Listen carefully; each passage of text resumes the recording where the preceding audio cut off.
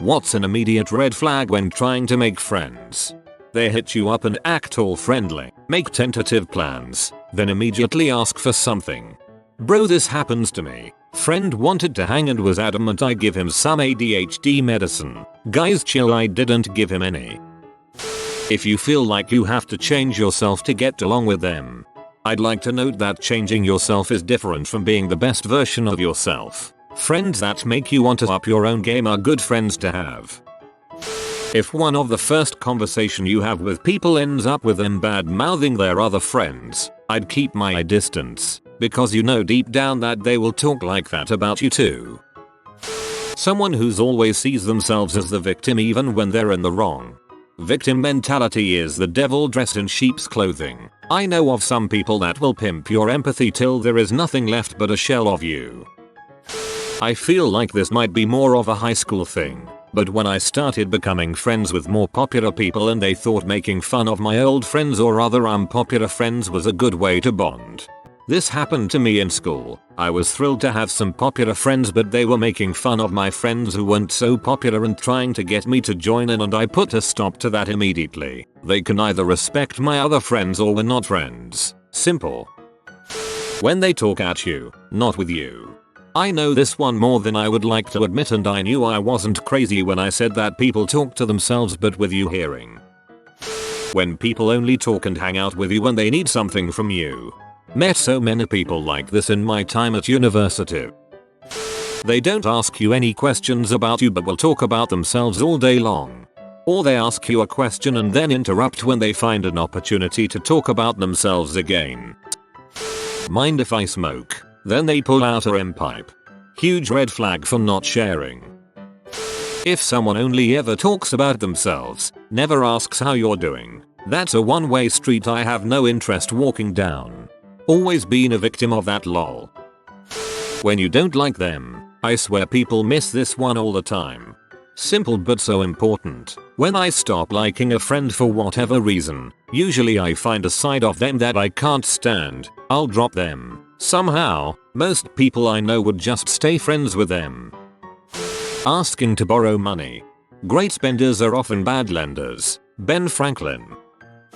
When they keep trying to top you. Oh yeah, well I did this. I had a friend that did this constantly, like you couldn't say anything without her having done the same thing or done something better at some point. When I finally was like, can we not with the one-upping? It makes me feel bad she pretended to cry and dramatically ended the friendship, lol, what a mess. Unprovoked passive aggression.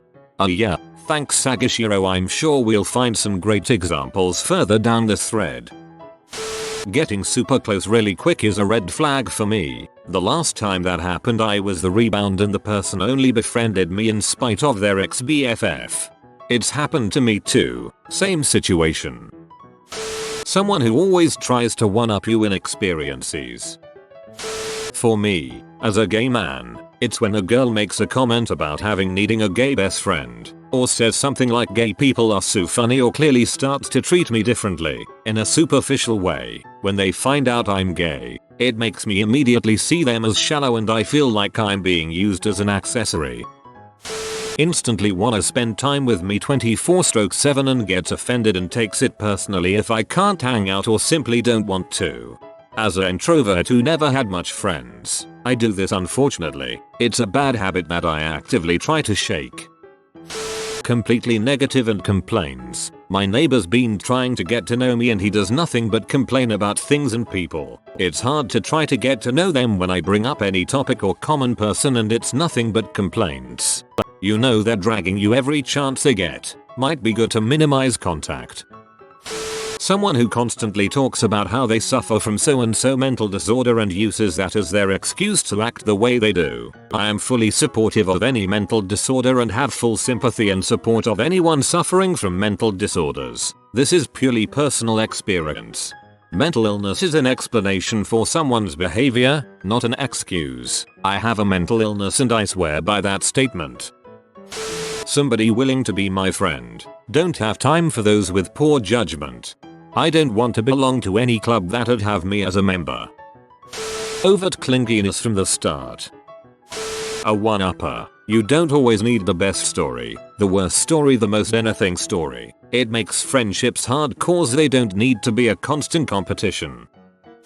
If they trash talk their other friends behind their back with you, it doesn't mean that they trust you and want to enhance that you are a better friend. It means they will trash talk you with those friends behind your back too, and probably already have. Absolutely, even if they are treating you nicely, it's not your turn yet. People who gossip or mock people behind their back. It's a very ugly behavior and also likely to spread to you gossiping too if you aren't careful. Gossiping not only means that person probably crap talks you behind your back, it also means they seek drama. Plus gossiping leads to a lot of bad misunderstandings when people start twisting truth for a better gossip story. Avoid people who gossip and your life will be a lot less stressful. As a person who gossips a lot, I can agree with this. If the person rants and raves about politics and doesn't discuss anything else, ever, especially unprompted, everything turns into a rant about politics. Even if I agree with the person, it's tiresome. If they're constantly talking crap about other people. My friend needed a place to stay when her BF kicked her out. We gave her our place for the weekend while we were out of town. Came back and the house was trashed. She told us that she had as many as 10 people come over. She also had a boy stay over who she said slept on the couch, but it was pretty obvious they slept in our bed. This is why you don't let people who aren't immediate family stay at your place when you aren't there. You catch them lying or changing their story as they tell it from person to person. Always a sign that they are perpetual liars. Or when their stories are always exaggerated. You've been there along with them, but their narration to someone else is always exaggerated. Non-stop talking about their own stories. If they ask for money when they barely know you. When you and they both belong to the same minority group and that singular defining thing is the only thing they want to talk about. I'm transgender and I had a co-worker who was also transgender. The only thing she ever wanted to talk to me about was transgender issues, being transgender, and this transgender group she wanted me to attend with her. I did not go because I had a life outside. Before quarantine happened, once I quit that job, she would message me on Facebook to send me memes about being transgender that she thought were funny. I stopped replying and slowly she did too. The last time she messaged me, she tried once again to talk about being transgender and that was it. It's literally her entire life. I can't change that for her, but if one thing, one interest, or one trait make up a person's whole life, they have a problem. It doesn't matter if it's alcohol, physical relations, being Christian, being gay, being transgender, liking football, or heck, maybe they like Beanie Babies WAAAAY too much. If a person's entire life is one single revolving door, they have a problem. They don't take no for an answer or respect your boundaries. That and when they mock you for something you like, enjoy them treating you like their personal therapist. It's completely fine to vent and all, but your friends have emotions and issues too. Had a super close friend for 2 years who basically refused to get any help for her self-harm and suicidal thoughts because why talk to a therapist when I have friends like you? Tried my best to help her, but the friendship was overall really bad for my mental health.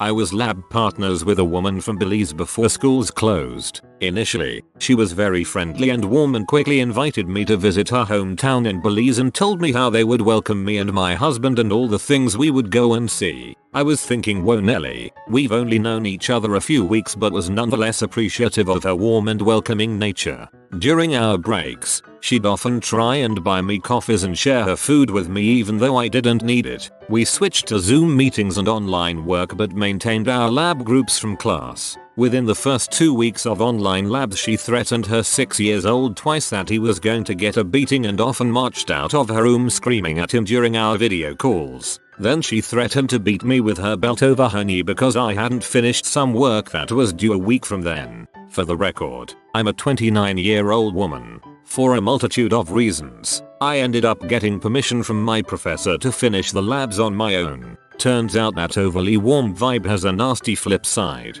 Freaking Zoom lol. When someone says we should totally do something later then never makes an effort to make it happen. Whenever I meet someone and we are eating at a restaurant, I pay close attention at how they treat the waiters and whoever might be providing a service. If you treat every human being the same way you treat me, I at least know you're not faking it. Found this out the hard way. They'll treat you like that once the facade drops. Mood swings. Walking on eggshells so as not to make them angry. Literally my mom. Mocking people's suffering means they don't know how to respect their own boundaries or other people's boundaries.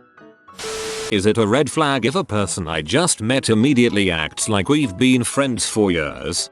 Not necessarily. Some people are just warm and welcoming. However, it is a bad sign if suddenly they tell you that you're their only friend. If they try to pressure you into being too close too soon, that is a problem. Flakiness. If you cancel our first plans together, that's a big red flag, barring an actual emergency, of course. 2 cancelled plans in the early stages of friendship equals I'm no longer interested in putting effort into getting this thing off the ground. I just usually only get along with guys. Been there, heard that, regretted that friendship. Turning every situation so they are the victim. If they get mad, upset, hurt because you didn't like their social media post or because you liked someone else's but not theirs. How obsessed they are with social media. I understand if maybe you are cause it's your business or whatever, but PPL obsessed with social media are most likely stuck in a high school mindset and are always involved in petty drama.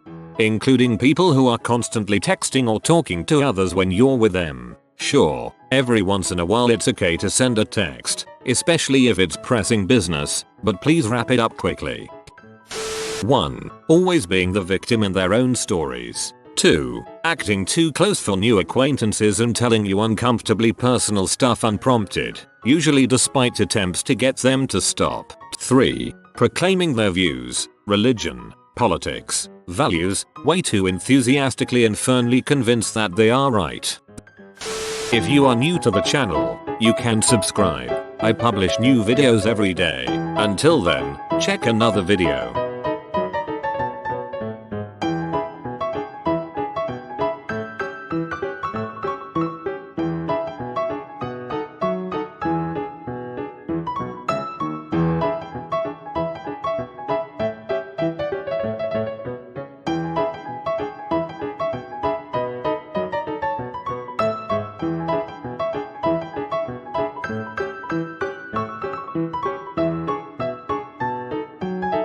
Bye for now.